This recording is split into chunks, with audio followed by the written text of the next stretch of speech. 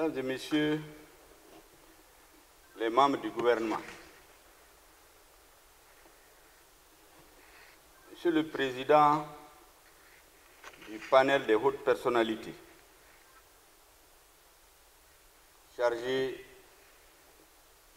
de l'organisation, de la conduite, de la tenue des Assises nationales de la refondation. Monsieur le Président de la Commission d'organisation des Assises nationales de la refondation. Mesdames et Messieurs les cadres de la haute administration d'État, respectés serviteurs de la nation, grands commis de l'État,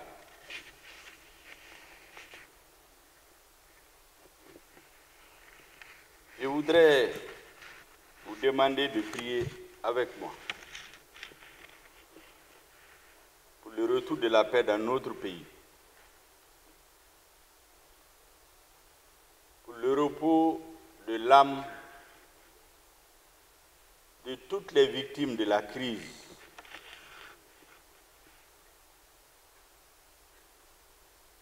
qu'elles soient des forces armées de sécurité ou des civils. Nous devons un jour faire le compte. Ce jour, nous souhaiterions que tous ceux qui sont tombés pendant cette crise, singulièrement les agents des forces de défense et de sécurité, les agents des forces paramilitaires, les administrateurs,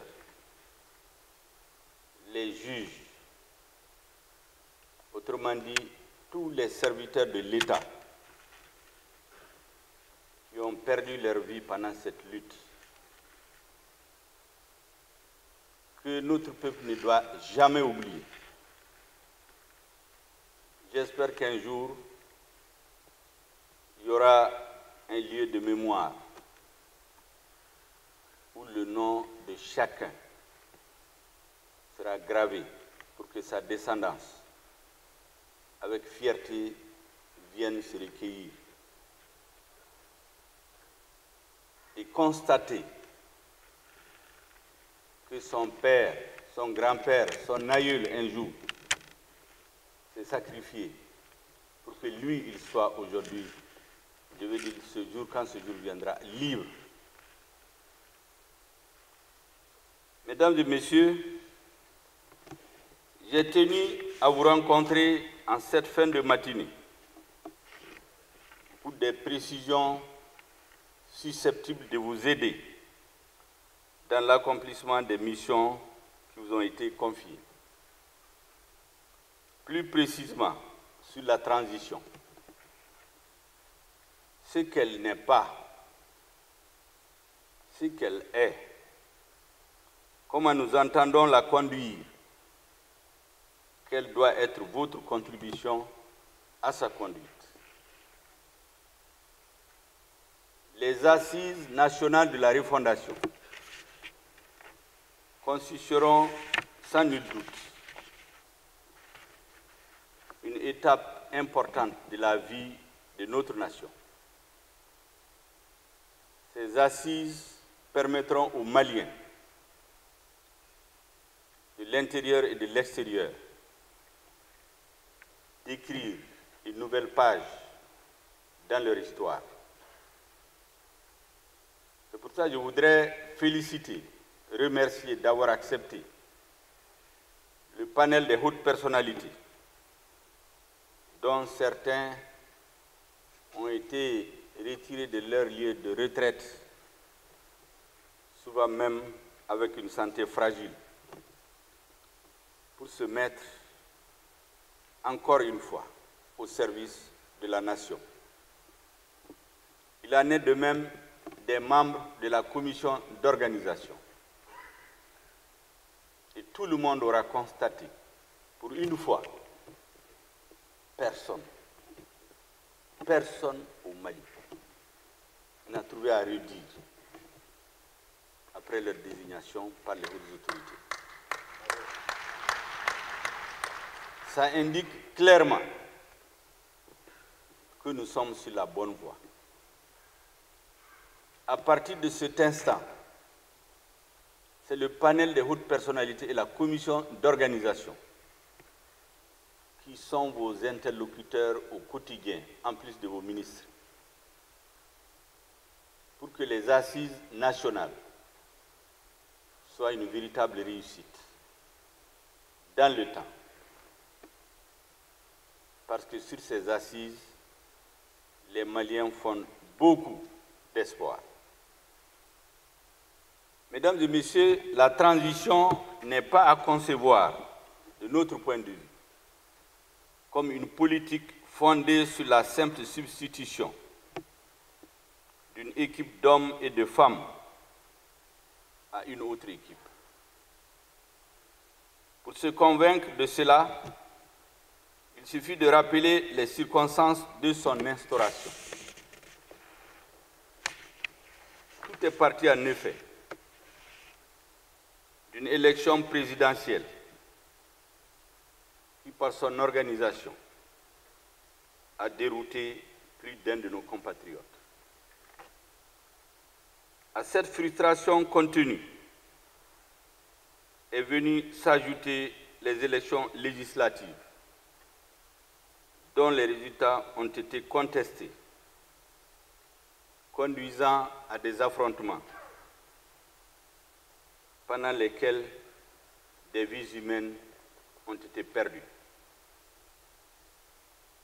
Je ne reviendrai pas sur l'organisation ni sur leur déroulement.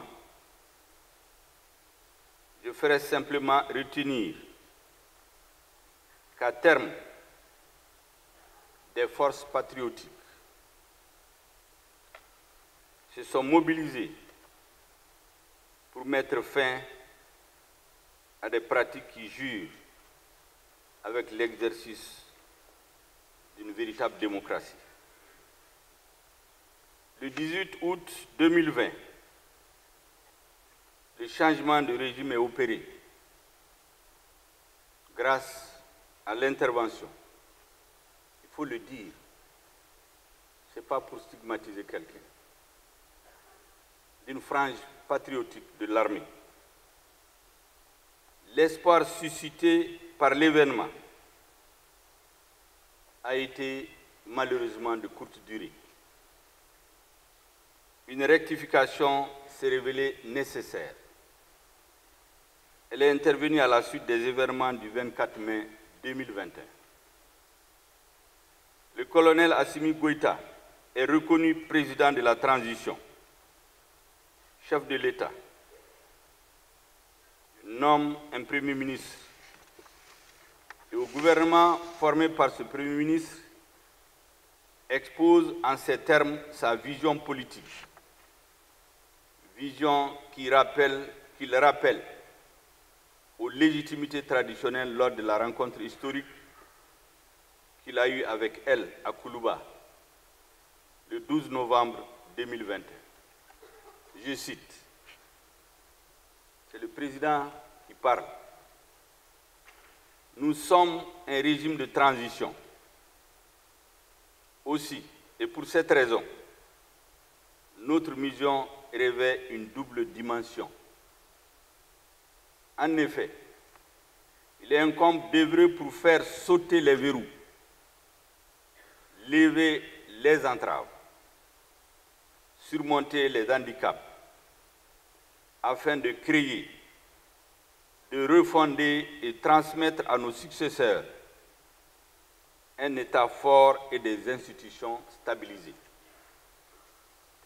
Dans la plus grande collégialité, il vous revient de capitaliser des acquis, car nul n'édifie sur table rase,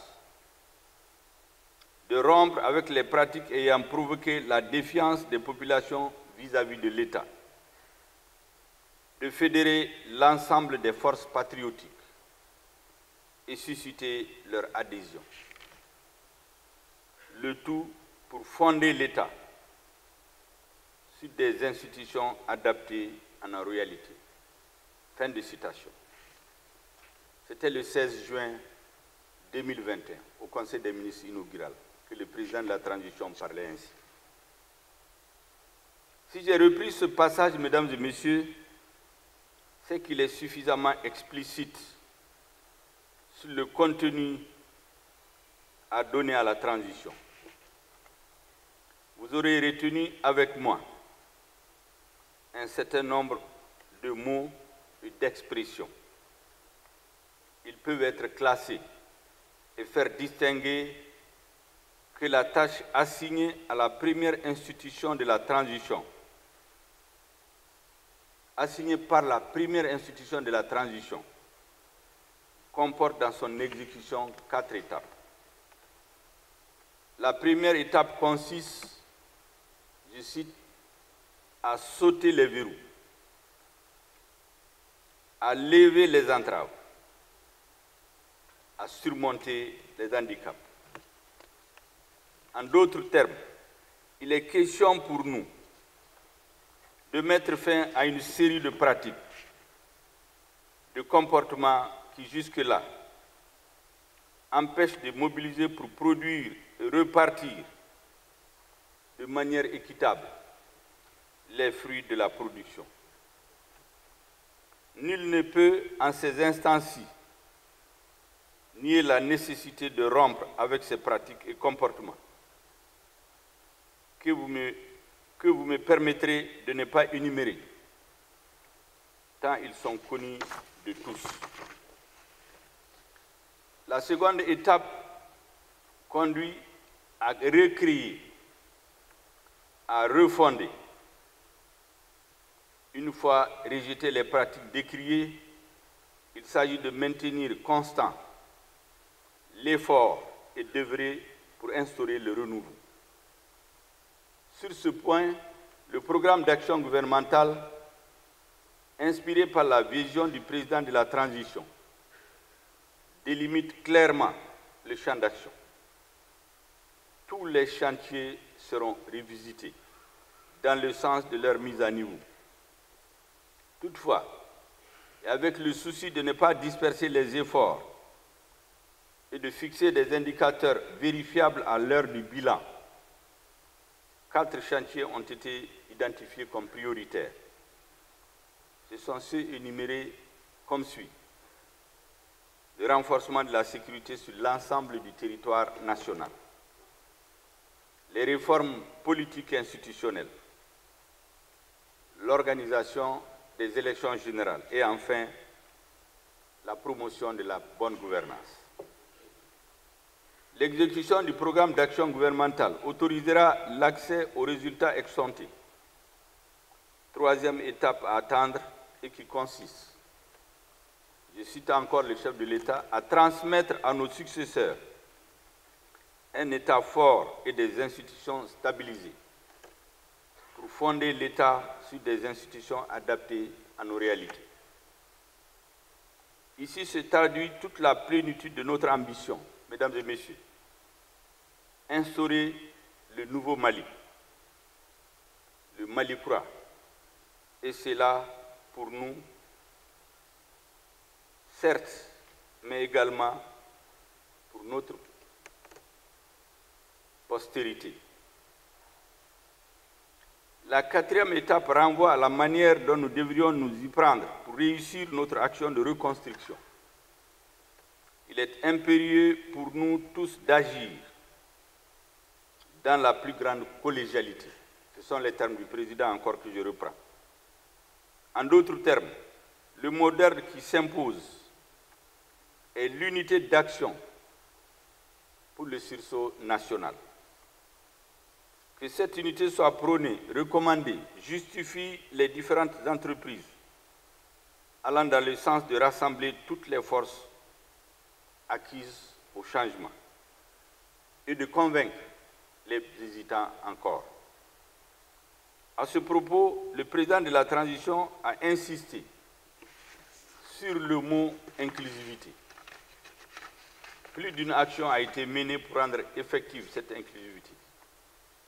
Mes rencontres avec les partis politiques et les acteurs de la société civile, mes prises de contact avec mes prédécesseurs et les légitimités traditionnelles, les récentes rencontres d'une part entre le président de la transition et d'autre part les légitimités traditionnelles et les regroupements politiques.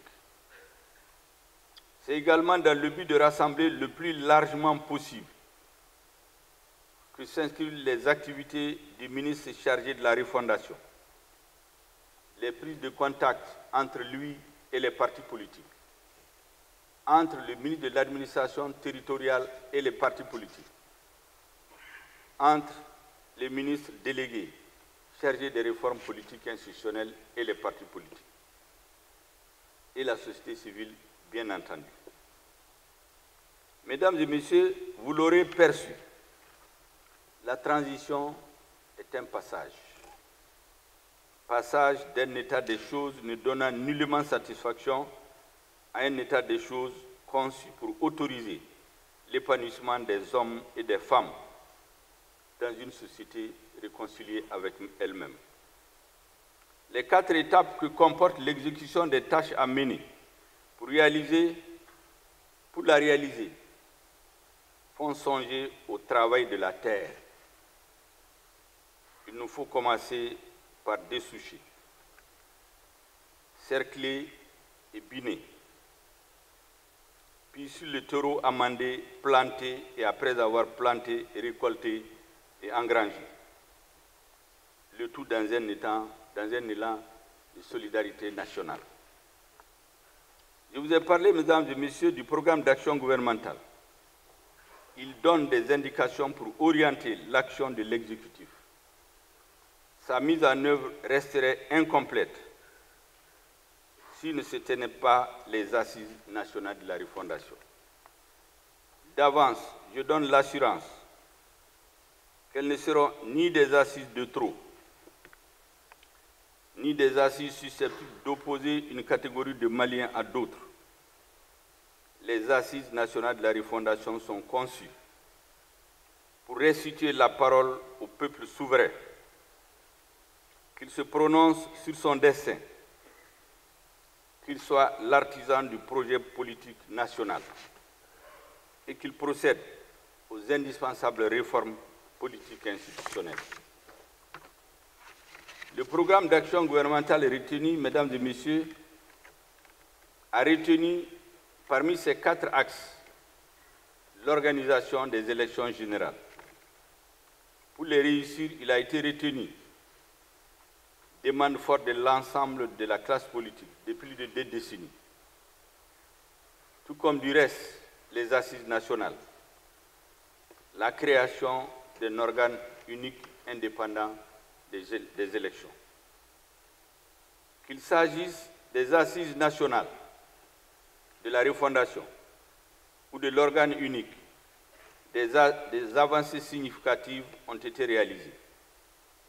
Un chronogramme élaboré, des termes de référence validés des 2 organes, le panel des hautes personnalités de la commission d'organisation installée. Des indications précises ont été formulées à leur intention lors de leur installation solennelle. Mesdames et messieurs de la haute administration d'État, mes derniers mots concernant la transition, sa signification, son contenu vous sont adressés sous forme d'une instruction. Vous aurez à collaborer avec les membres des 2 organes ci-dessus. Des demandes pourraient être adressées. Je vous exhorte à les satisfaire sans délai, avec la plus grande diligence, avec un esprit de responsabilité et de collégialité. Vous n'ignorez nullement le rôle qui est le vôtre dans la bonne marche des affaires de l'État. Vous êtes les chefs de département ministériels desquels vous relevez, mes principaux collaborateurs pour la mise en œuvre de la politique définie par le président de la transition. Aussi, comme seconde instruction, je vous exhorte à faire de l'amélioration constante du service de l'État une ardente préoccupation. Je ne saurais terminer, mesdames et messieurs, sans quelques considérations sur nos rapports avec nos partenaires. La CEDEAO, fille du Mali, il faut le rappeler, la CEDEAO est née au Mali. L'initiative de la CEDEAO est venue du Mali en 1975. C'est en effet ici, à Bamako, que les présidents du Mali et du Nigeria ont pris l'initiative de la création de cette organisation. Initiative qui a été partagée avec leurs homologues qui ont adhéré. C'est pour cela, dans mes différentes rencontres avec la communauté internationale, j'ai dit la CEDEAO et le Mali, c'est comme un enfant et son père, son vieux père. Il a mis au monde, il a élevé, il a nourri, qui a grandi. Le vieux père aujourd'hui est dans les difficultés.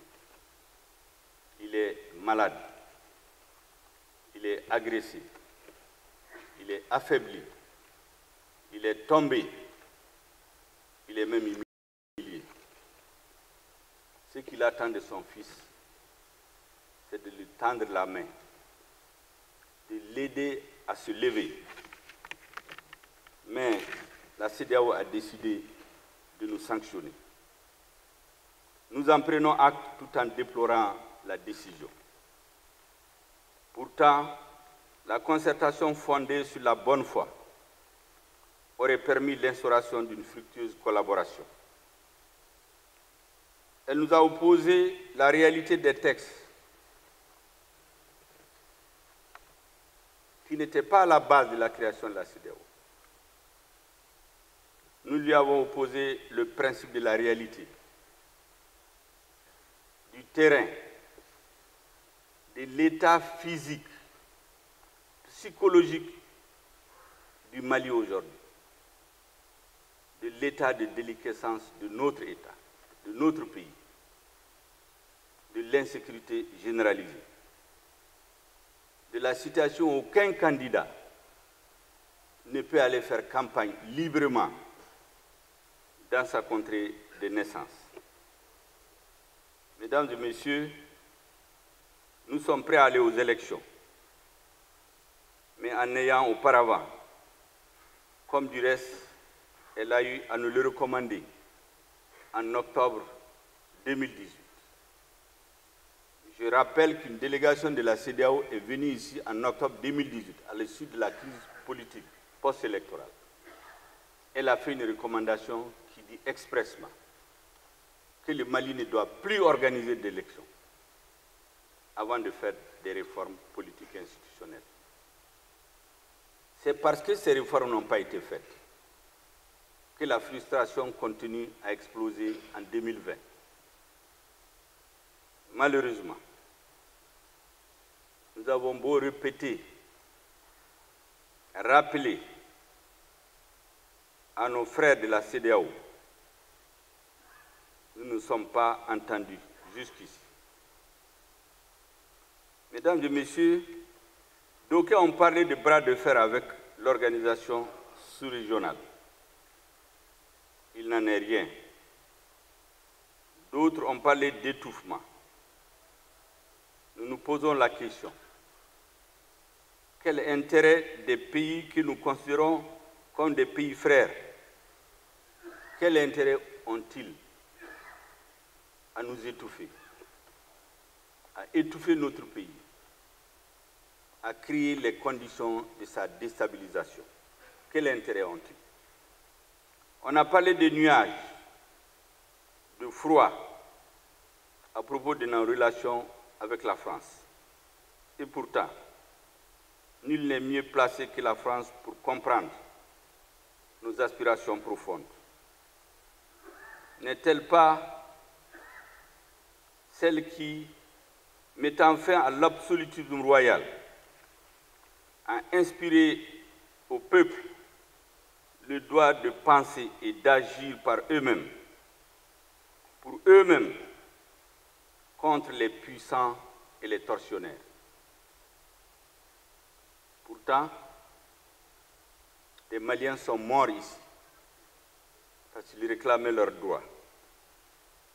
Nous n'avons pas entendu la CEDEAO dire d'arrêter.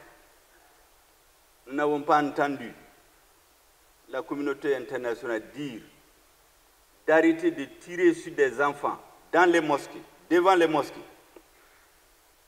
Nous n'avons pas entendu dire que la bonne gouvernance doit être instituée, ce qui est inscrit dans les textes de la CEDEAO.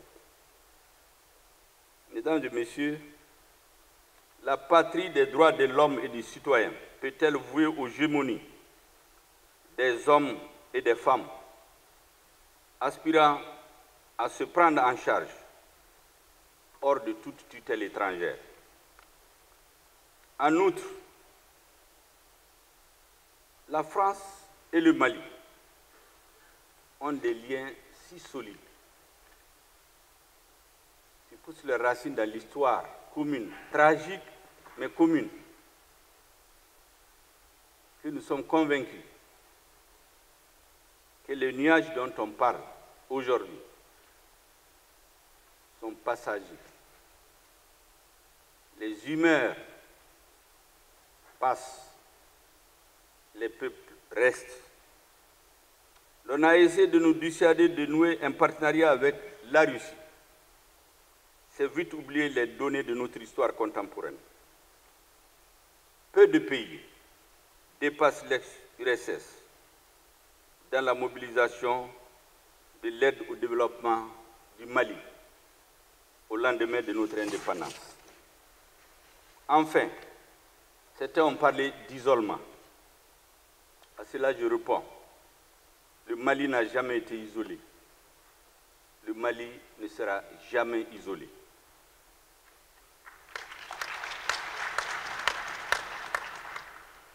Il suffit d'en juger par le nombre de pays, et pas des moindres, qui ne cessent de lui apporter leur appui multiforme. Comme récemment, lors de la 76e Assemblée générale des Nations unies et du vote du Conseil de sécurité pour décider de l'augmentation des effectifs de la MINUSMA.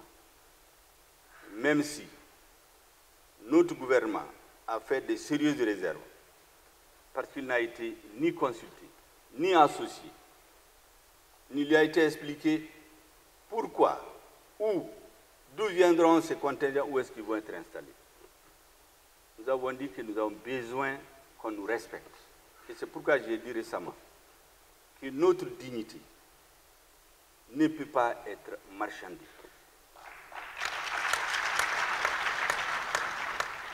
Ce qui doit être clair pour tous est que les Maliennes et Maliens, dans leur très écrasante majorité, ont opté pour une transition de rupture.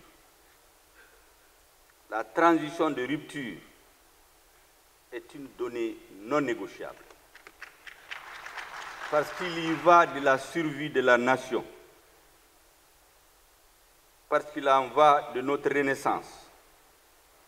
Pour cesser d'être éternellement le vieil homme malade de l'Afrique de l'Ouest et de reprendre notre place dans le concert des nations en jouant de nouveau le rôle de pays phare que nous avons été plus de 3 décennies durant.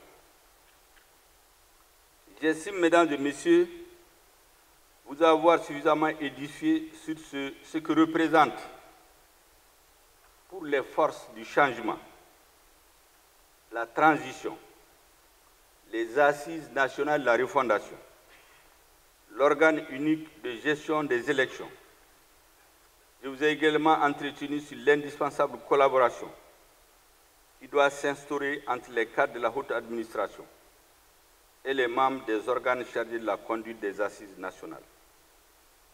Je sais compter d'avance sur le dévouement patriotique de chacun et de chacune d'entre vous. Je voudrais terminer en disant ceci.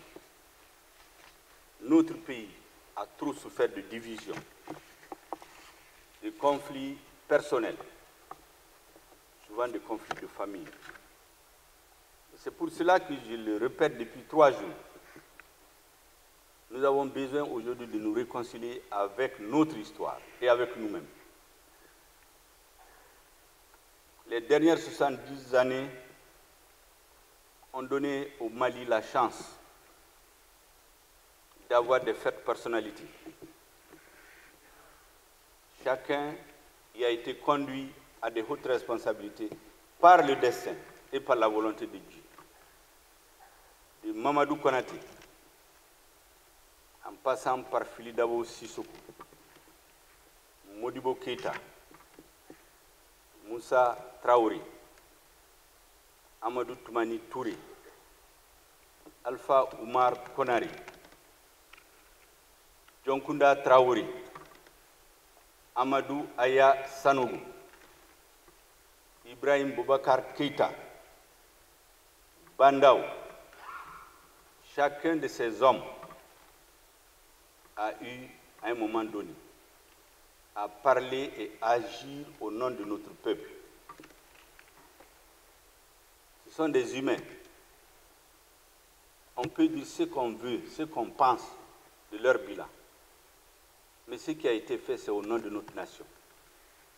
Nous devons l'assumer tous et en tirer les leçons pour que ce que chacun d'entre eux a laissé de positif comme héritage nous serve comme soubassement pour rebâtir un pays de confiance.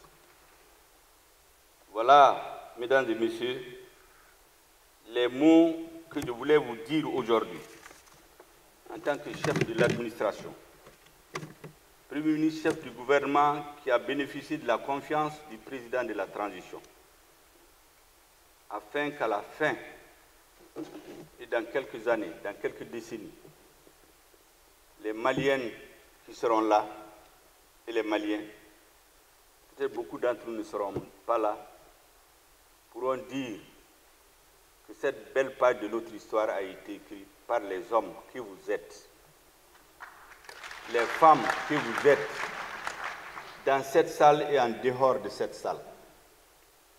Ce qui a été dit aujourd'hui, en fait, s'adresse à tous les Maliens, de l'intérieur et de la diaspora. Je vous remercie de votre aimable attention.